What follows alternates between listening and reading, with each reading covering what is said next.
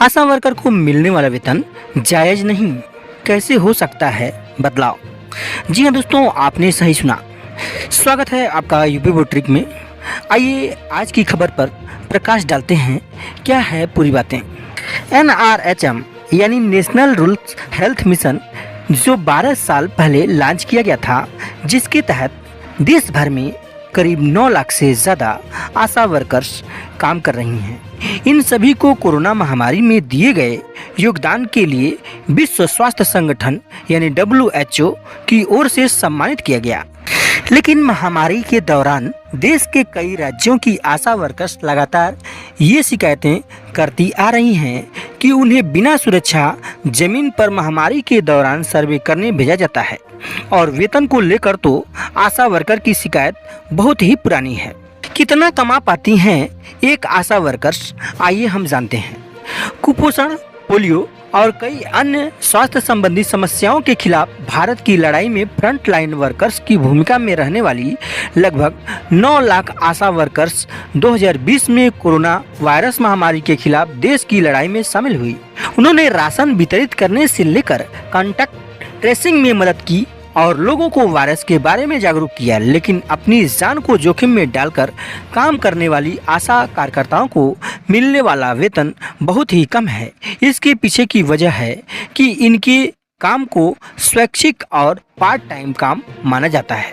औसतन एक आशा वर्कर की एक महीने का वेतन 2000 रुपया से लेकर 5000 रुपये तक होता है। अलग अलग राज्यों में वेतन अलग अलग दिया जाता है। आशा वर्कर की ज़्यादातर कमाई इंसेंटिव के रूप में होती है, जैसे उन्हें पूर्ण टीकाकरण के लिए 75 रुपये, बच्चे की मृत्यु की सूचना देने के लिए 40 रुपये और गर्भवती महिला के साथ अस्पताल जाने के लिए 300 से 600 रुपये मिलते हैं। मेरठ के गागोल गांव की एक आशा कार्यकर्ता धर्मवती कहती हैं कि यह ठेके पर मिलने वाला काम है। अगर बच्चे के जन्म के दौरान कुछ गलत हो जाता है या अगर महिला उन 9 महीनों के दौरान एक निजी अस्पताल में शिफ्ट हो जाती है तो हम इस पैसे को भी खो देते हैं। धर्मवती का मानना है कि उनकी कुल आय उनके काम के साथ न्याय नहीं करती है। वे यहाँ तक कहती हैं कि एक दिहाड़ी मजदूर भी हर दिन लगभग 400 से 500 रुपये कमाता है। हमें अपनी कोरोना से संबंधित सेवाओं के लिए हर महीने 1000 रुपये मिलते हैं, यानी रोजाना 30 से 35 रुपये। आप ही बताइए, क्या इतना काफ़ी है? आइए हम जानते हैं कि कितनी समस्याओं से गुजरती हैं आशा वर्कर। महाराष्ट्र के कोल्हापुर की ज्योति बाकेवाड़ी ने कोरोना काल में घर घर जाकर लोगों की मदद की, लेकिन कुछ महीनों के बाद वह और उनका परिवार कोरोना के चपेट में आ गया। इलाज के लिए उन्हें करीब 6 लाख रुपए का खर्च आया। उन्होंने अपने गहने गिरवी रखकर अस्पताल का बिल चुकाया। सब होने के बाद उन्हें सरकार की तरफ से सिर्फ 60,000 रुपये का मुआवजा मिला। आशा वर्कर संगठन की कोऑर्डिनेटर नेत्रदीप पाटलिक बताती हैं कि आशा सेविकाओं को कई अजीब अनुभवों का सामना करना पड़ता है। कभी उन्हें गांव में घुसने नहीं दिया जाता है तो कभी घर परिवार से भी दूर किया जाता है।